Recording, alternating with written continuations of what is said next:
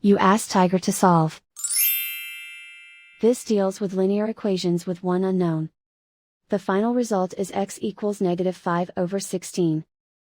Let's solve it step by step. Simplify the expression. Expand the parentheses. Group like terms. Multiply the coefficients. Simplify the arithmetic. Group all constants on the right side of the equation. Subtract 32 from both sides.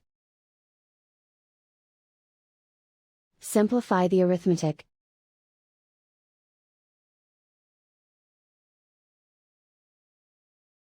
Isolate the x.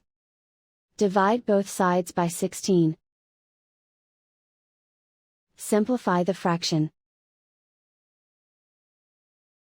And so the final result is x equals -5/16.